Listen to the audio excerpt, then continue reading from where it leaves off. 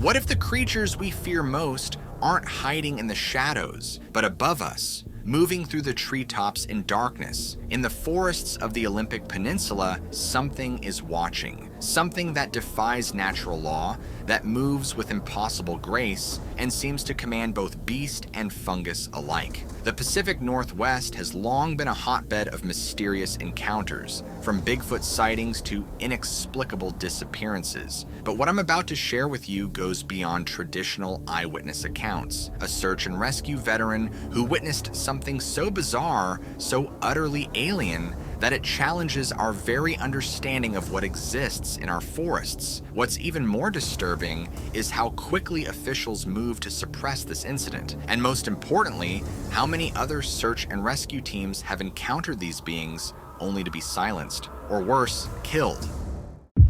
Secrets of the woods. I've been on the fence for months about whether I should send this in at all, but I figure if anyone's going to hear this story in a way that doesn't get me ridiculed beyond belief, it's you. I'm also just going to dump everything out as it happened, or at least as close as I can recall. I can't promise a tidy structure, since the memory is still a patchwork of impressions and weird details, but I want it to come out as naturally as I can manage. Back in late August of 2023, it was right after that big thunderstorm we had in the Pacific Northwest. I remember because we were worried about lightning strikes sparking fires in remote areas. Our search and rescue unit out of the western side of Olympia was called up. There was a report of 2 missing hikers in the Olympic National Forest near the Wainuchi Lake region. People get lost out there all the time, but we usually find them fairly quickly. The forest can be dense and disorienting, but we have a pretty solid track record. Anyway, the 2 hikers, young couple from Seattle, I believe, had been off the grid for nearly 48 hours past their expected return date. So a team of us took off early in the morning around 6 a.m.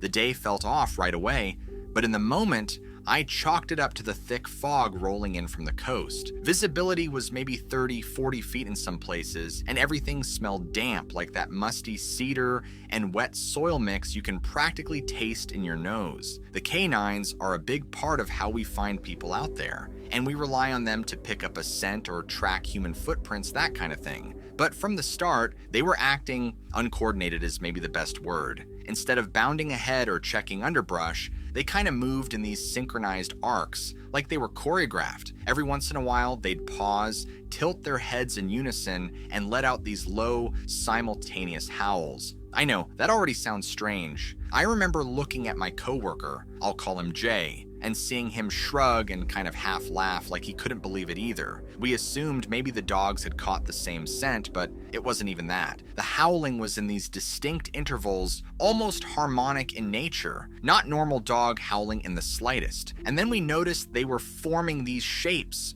triangles, squares, circling around each other in perfect lines. At one point, Jay commented in a whisper about how it looked like some kind of dance. No one really wanted to acknowledge it beyond that, so we pressed on. But from that moment, the forest itself felt different, like the air was pulsing. We trudged another mile or 2 in, checking small offshoot trails and ravines near the upper Wainuchi River. That's when one of the dogs, the older one, a black lab mix, started whining and pulled us downhill into a small clearing. We found signs of footprints, but no sign of the missing hikers themselves. However, the undergrowth there had this thick layer of mushrooms, like a carpet of them, that I hadn't seen there a couple months prior. I've been patrolling and volunteering out there for years, and while mushrooms do pop up quickly in moist environments, this was extreme. It almost looked like an entire fungal superhighway, with thick white mycelial threads weaving through the pine needles and rotting logs. And the patterns, it was like they'd grown in these radiating circles, not unlike fairy rings, but much tighter and more interconnected. Jay made a comment about how it looked designed. We took note, snapped a few pictures, and radioed it in, just in case it was relevant to the missing persons. Honestly, we were just confused. Continuing upslope, we approached a big moss-covered cedar. That's when we first noticed something moving above us, maybe 60 to 80 feet up in the canopy. I only spotted it because a branch shook in a way that didn't seem consistent with the breeze or any normal wildlife, like it was a deliberate movement, not the wind.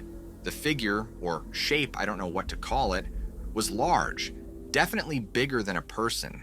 It seemed to have limbs, but the way it shifted from branch to branch was so fluid that my brain couldn't keep up. I remember Jay remarking something like he was seeing liquid motion, but in a solid form. I'd say it was a dark, grayish outline, but not quite. Sometimes it almost seemed transparent or translucent, but then it looked solid again. I know how contradictory that sounds, but that's exactly the impression I had. We tried to get a better angle, so we stepped back into a clearing and craned our necks. I recall the dogs at that moment started howling again, in unison, but lower and more mournful. I felt goosebumps on my arms, even though I was pretty warmed up from hiking. I couldn't shake the sense of being watched, but not just by that thing, like the entire forest was observing us. The rustling overhead moved along as though it was pacing us from the treetops. We couldn't see it clearly, but the glimpses we got, arms that were way too long, or maybe it was multiple limbs, and a torso that twisted in ways that defy normal human or animal anatomy.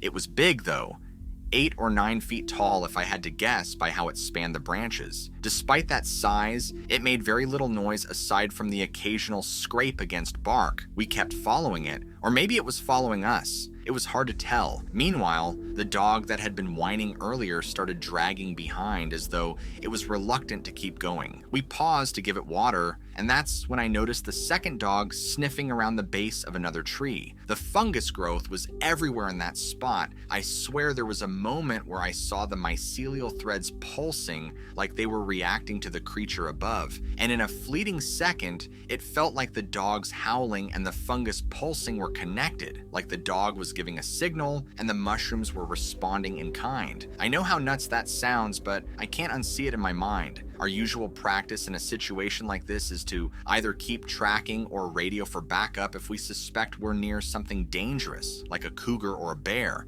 But we were dealing with something none of us could categorize. Jay kind of muttered that we should call in for additional help. One of the other guys in our group, T, was dead set against it, saying we'd be the laughingstock if we started spouting nonsense about a giant shape in the trees. We compromised by just radioing in that we had possible wildlife overhead. Some of the folks back at base said that's typical for cougars, so keep alert. We knew it wasn't a cougar, but how do you explain that over a crackly radio? We tried to keep moving toward the last known GPS coordinates for the missing hikers. The presence above us weaved in and out of sight. Every time it moved, it was so smooth, like water flowing from branch to branch. I saw it extend what I thought was an arm, but there might have been digits or claws at the end. I wasn't close enough to be sure. The best way I can describe it is that it looked almost like a living shadow, but with enough three-dimensionality to it that you knew it was physically there. Every so often, it'd make a soft, chittering sound, barely audible above the wind. Long story short, we never found the missing hikers that day, and as far as I know, they turned up 2 days later near the Hama Hama area, disoriented but otherwise unharmed. Different region altogether, like they'd trekked an impossible distance in a short time, or else got a ride from someone. The official story is that they got lost, found a logging road, and kept walking until they reached help. The rest of our team was told to close our search. That's normal protocol if the subjects are found, but the next day, when we asked about the incident with the weird canopy creature, we got shut down real fast. Supervisors said it was a mountain lion or a large bird. I've seen cougars and eagles, and there were no cats or hawks. A few of us tried to compare notes in private, but it felt like we were being nudged not to bring it up again. Here's another detail. About a week later, I went back out there on my own time just out of curiosity. In that same patch of forest, the mushrooms were gone, like they'd rotted away completely, way faster than they should have, or else something consumed them. All that remained was this spongy layer of decomposed material, and I had this creeping feeling the second I entered that area, like I was being watched again. I didn't see anything, but I couldn't shake it. I didn't stay long. I know this entire account sounds like a fever dream, but I'm sending it to you in hopes that maybe someone else out there has seen the same phenomenon. Like I said, I have no illusions about how bizarre it all sounds, but the changes in the dog's behavior, the organized fungal patterns, and that huge, fluid humanoid figure up in the canopy are details I can't deny. It's like it was defying the normal laws of nature, or maybe existing in a way we don't fully understand. I think about it every time I'm out in the woods now, scanning the treetops, wondering if it's there or if there are more of them. I'm still wrestling with it, so take from this what you will. I just hope maybe someone else sees this and realizes they're not alone in encountering something that really doesn't fit into our usual categories of wildlife.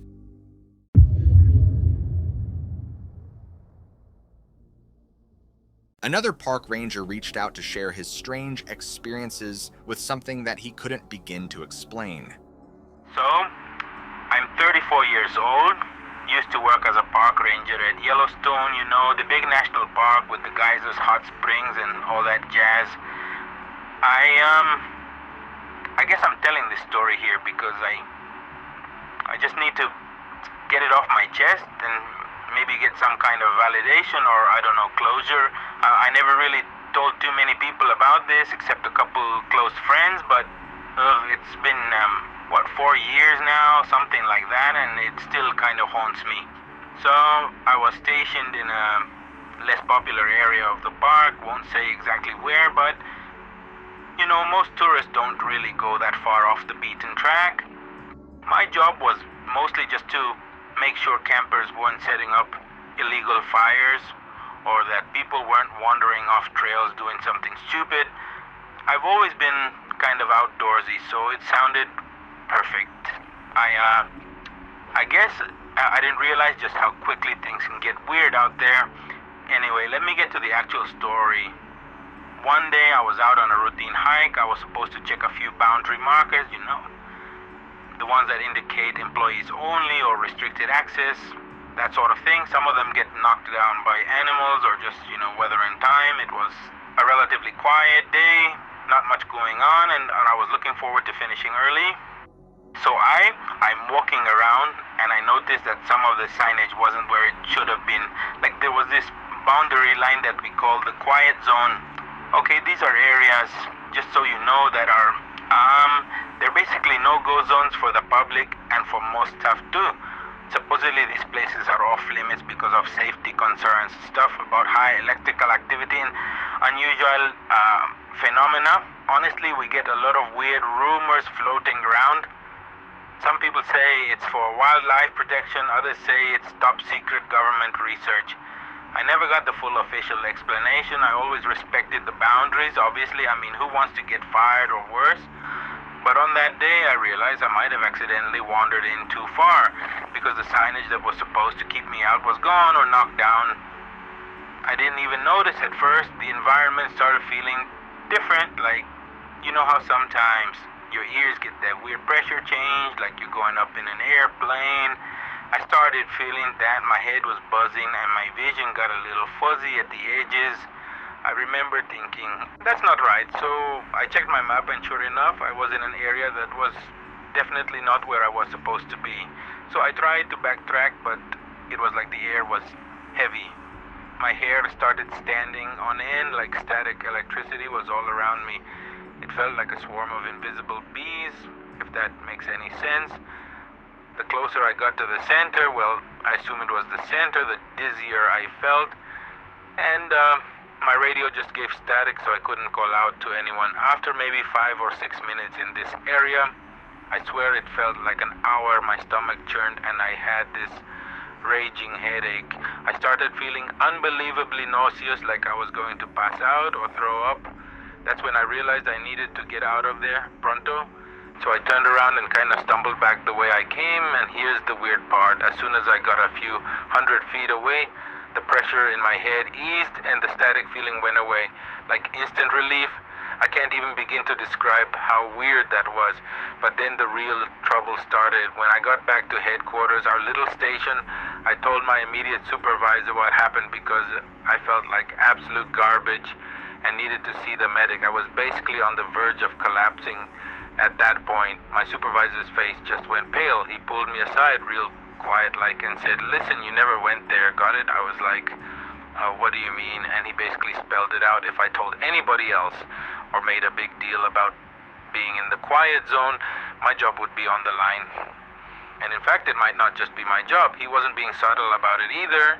He told me that people who asked too many questions about these restricted areas ended up having complications in their careers. I mean, I was shocked. Obviously, I felt betrayed because as a ranger, I'm supposed to keep the park safe, visitors safe, all that. But here's my boss telling me, "Shut up or else."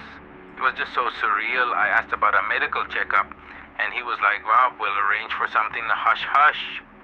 And that's exactly what happened. I got a quick exam from some outside doc who basically told me I was exhausted, dehydrated, did some blood work, and said I might have had some kind of allergic reaction.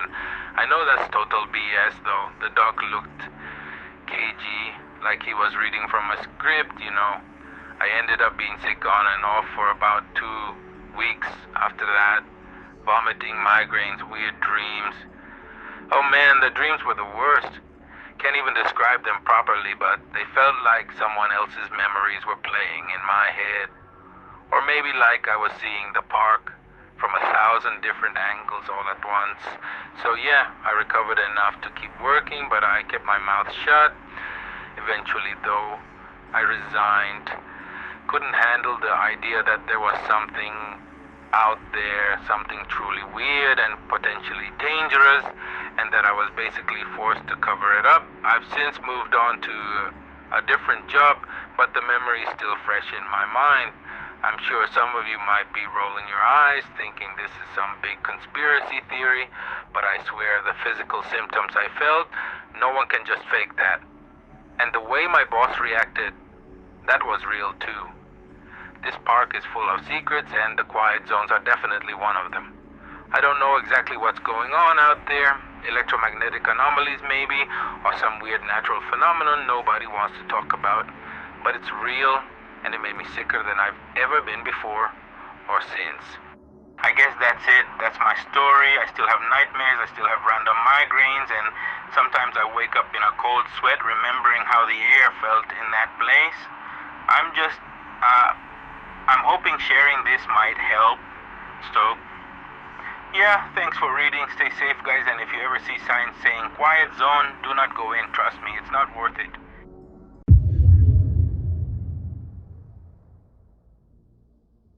I've been going back and forth on whether to send this to you since late last year, but your site feels like one of the only places I can share what happened without getting laughed off the internet. I'll just give it to you exactly how it's rattling around in my head, which means it might be a bit messy, but hopefully it'll make sense in the end. So, I was hiking in the Olympic National Forest, specifically around the Hoh rainforest area, last August 2023. I usually try to get out there once every summer. It's kind of my annual personal retreat. I set aside a couple of days, drive up from Portland, and spend time in the mossy groves and along the Hoh River, letting the old growth environment recharge my batteries. Normally, my biggest worries are mosquitoes and whether or not I remembered to pack enough trail mix. This time was different. I arrived early in the morning, around 6:30 a.m. The weather forecast had said we'd have a couple days of clear skies, an unusual blessing in that region, so I was stoked. The morning mist was still clinging to the ferns and the moss-draped trees, that sort of mystical haze you see in postcards. I remember stopping to take photos of the moss because it looked like green velvet, practically glowing in the morning light. If I'd known what was coming, I would have spent less time snapping artsy pictures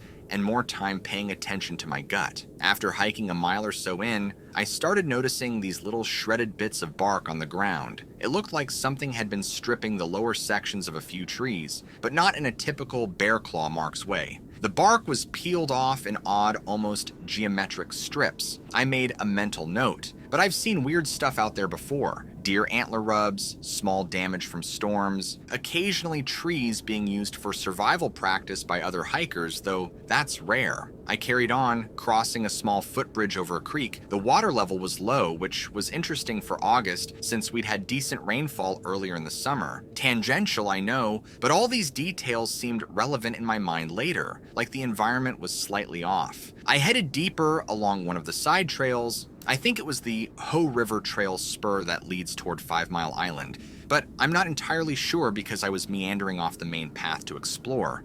This is where it gets weird. About 11 a.m., I suddenly realized I'd lost track of time.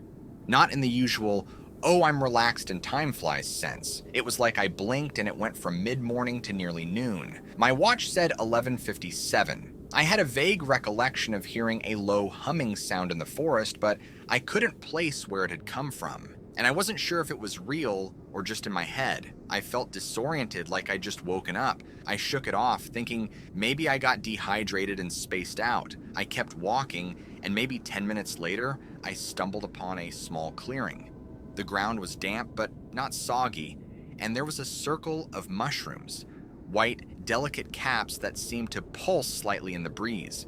I know fairy rings aren't super rare, but this one gave me an uneasy feeling. The circle was almost too perfect. Then I noticed that same humming noise, but it was more pronounced. It wasn't a typical forest hum, like insect wings or distant traffic. It had a metallic undercurrent, if that makes any sense. I found myself glancing up because the humming seemed to be coming from above. That's when I saw, and I hate how cliche this might sound, but something was moving through the canopy. It was tall, taller than a person for sure, and it had an insect-like form. I never saw it fully in the open. It darted between the moss-covered branches, and the glimpses I caught suggested elongated limbs and a sort of angular head or thorax. At one point, I saw what looked like a spindly forearm with some kind of bend in the middle, more than what a human elbow would be capable of. It had this segmented quality to it, almost like a praying mantis, but bigger, obviously. Much bigger. I started to panic, internally at least. I kept telling myself it was a large bird, or maybe my eyes were playing tricks in the low light. But the humming got louder, and I could feel it in my chest, like sub-bass frequencies at a concert. I heard a rustling in the leaves overhead, that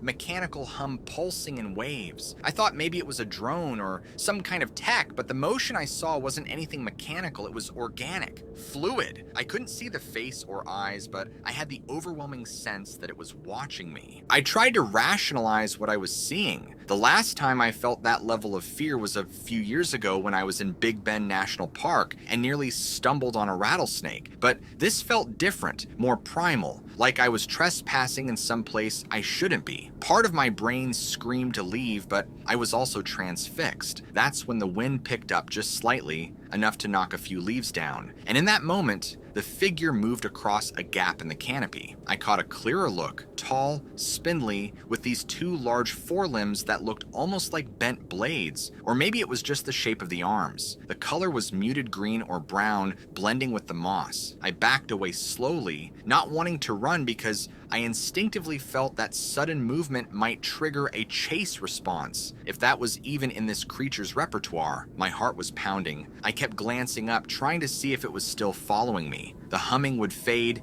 and then grow louder, like a wave. And I swear, at one point, I heard what could only be described as a clicking or chattering noise, like an insect stridulation, but deeper. As I retreated, I realized I was completely off any established trail. Usually I pride myself on having a good sense of direction, but I felt disoriented again, like the forest was rearranging itself around me. The undergrowth was thicker than it should have been in that spot. I almost tripped on a fallen log, and as I caught my balance, I spotted something in the mud. Footprints, but not normal footprints. They were elongated, with a narrow heel and almost a split shape at the toes. Something about them reminded me of how a bird's footprint might look, but these were definitely not from a bird. Each print was maybe 8 or 9 inches long and deeply pressed into the mud, suggesting a decent weight. I think at that point I started shaking. I remember my entire body felt cold, even though it was a relatively warm day. I told myself I needed to head east, where I thought the main trail was, and just get the hell out. About 20 minutes of frantic bushwhacking later, I found the actual Ho River Trail again. near a spot where you can see a break in the trees giving a partial view of the river below. I breathed a huge sigh of relief, but then that weird sense of confusion about time washed over me again. My watch read 1:30 p.m. I had zero recollection of more than an hour passing since I first saw the creature. It felt like only 10 or 15 minutes had gone by. I hustled back toward the visitor center area, passing a few hikers who nodded at me, but I didn't engage much. My mind was racing. I couldn't decide whether to tell anyone what I'd witnessed. Part of me worried that if I spoke up, I'd just sound crazy. The other part was consumed with a looming feeling that something was off with the entire forest. When I got back to my car, I noticed another weird thing. My phone had no battery, even though I'd charged it to 100% before I left in the morning, and I'd only used it sparingly to take a few photos. It was completely dead, which meant I had no pictures of what I saw. I'd taken a couple earlier, but none at the exact moment I noticed the canopy movement. Once I made it to Forks, the town about an hour west of Port Angeles, I tried charging my phone in the car. It turned on, but the photos from that entire day had corrupted. I could see the thumbnails, but they wouldn't open. I still have them on my phone as these blank files I can't access. That might just be a glitch, but it piled onto everything else in a way that felt ominous. I'm going off on a tangent here, but I feel like these details matter. The next day, I told one friend about the incident, very briefly. She just gave me a polite nod and changed the subject like she thought I'd inhaled too many mushroom spores or something. I haven't really brought it up since because I don't know how to process it. Was it an interdimensional being, some unknown cryptid, a bizarre trick of the light combined with my mind playing games? None of it felt normal. All I know is that I've never experienced that level of existential dread from a wildlife encounter, and I've had my share of run-ins with everything from black bears to cougars in my years of hiking. This was different. The combination of the humming, the time confusion, and that tall insectoid shape is burned into my mind. It felt like encountering something not just unknown, but entirely outside the framework of what we consider natural.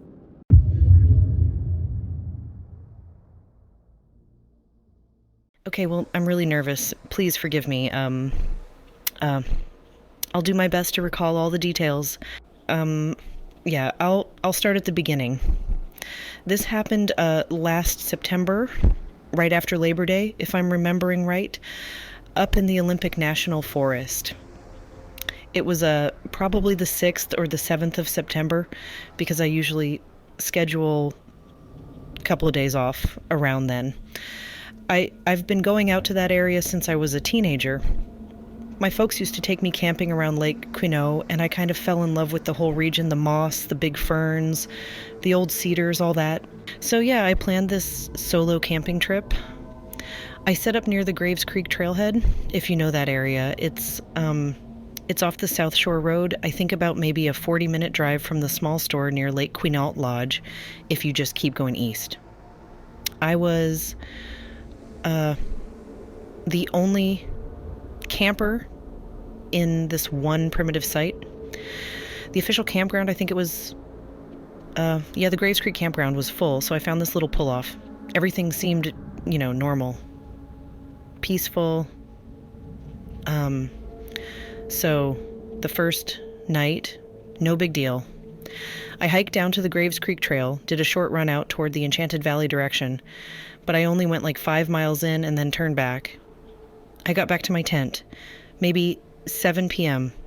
Still had a little daylight left.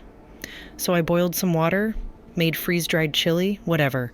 Typical camp stuff. It was around, I'd guess 9:30 or 10 at night when I started hearing these weird, I don't even know how to describe it, like a scraping sound.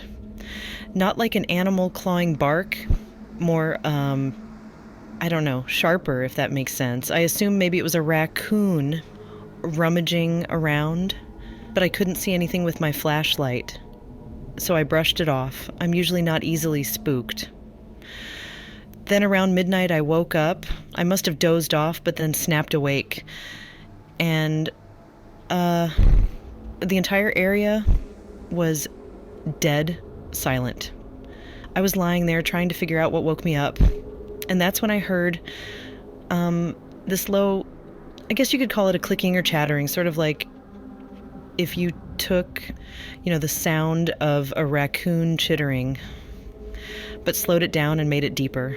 It was close, like right near my campsite. I remember my heart was pounding. I got out of my tent, which, I know, not the smartest, but I was freaked out and didn't want to be stuck inside if something was messing around outside. I shined my flashlight around about 30-40 feet away, just at the edge of where my light reached the tree line. I saw this figure. It was tall and gangly. I only got a glimpse, but it looked pale, really, like almost grayish-white skin. Thin limbs, long fingers, though I didn't see claws, but it kind of had these elongated fingers. It wasn't standing upright like a person, more like how do I put this? It was crouched, but still looked really tall, so it must have been maybe 6-7 feet tall even in that position. But then it turned its head, or at least I think it did. And the reflection in the eyes was, I don't know, not normal. It wasn't like an animal eye shine. More silvery, like a dull glow. That alone made the hair stand up on my neck. So I froze. I remember literally not being able to move for a second or two. Then it backed away in this weird fluid motion, kind of spider-like, if that makes sense. And the chirping or clicking or whatever got louder for a moment. I was shaking so bad I nearly dropped my flashlight. I thought, okay, I got to get to my car. But my car was like 50 yards behind me, near the gravel pull-off. I didn't want to take my eyes off that thing. But I also was terrified of standing there. So, eventually, I forced myself to walk backwards toward the car, shining the light all around. I could still hear the scraping or clicking, but it seemed to move behind some trees, out of sight. I got in the car, locked the doors, like that would do anything if it really wanted me, and turned on the headlights. I didn't see it, but my gut told me it was still out there. I considered driving off immediately, but I'd left a bunch of my gear. And I know it sounds insane, but I was worried if I left in a panic, I don't know, cause a scene or crash or something. My adrenaline was through the roof. After maybe 15 minutes of scanning the woods with my high beams on, I decided to just sleep in the car. So that's what I did. I dozed on and off, but around 3 a.m., I heard that chattering again, closer this time. My headlights were off by then, so I reached up to turn them on. But by the time I did, there was nothing in view, just the same total silence. No wind, no animals. Morning came, I must have drifted off again, and the sun was up. So I waited until I felt it was bright enough, like 7:30 or 8. Stepped out of my car, and all my stuff was still there. The tent wasn't torn, no footprints that I could see, just some disturbed pine needles around the edge of the site. But I felt this. Sorry, I'm just getting kind of shaky remembering it. I felt this overwhelming sense of being watched. Like any minute, that thing would appear again. I packed up my tent in record time. And while I was doing that, I noticed these faint scratches on one of the cedar trees, maybe 8 feet up the trunk. They were vertical, spaced out, almost like wide claws, or maybe the tips of those long fingers. It didn't look like a bear's scratch marks. Those are usually diagonal and more random. This was, well, it was creepy, I guess. I got everything in my car and just got the hell out of there. Drove straight back to Aberdeen and then eventually home. I didn't tell anyone about this for a good few weeks because I was just, replaying it over and over, trying to see if maybe I made it up. The memory's too vivid. And the sounds, so that's basically it. I know people talk about so-called crawlers or, I don't know, rakes, whatever they want to call them. I had never really believed any of that stuff. You know, I always figured it was internet lore or folks misidentifying animals. But after seeing this, I honestly don't know what to think. There's definitely weird stuff in the Olympic National Forest. People go missing up there or see things that don't fit the normal wildlife catalogs. So I guess that's my story. Sorry if I rambled. Every time I talk about it, I get those goosebumps again. If you guys enjoyed today's stories, be sure to smack that like and subscribe button so you don't ever miss another episode of Secrets of the Woods. I'll see you all in the next episode.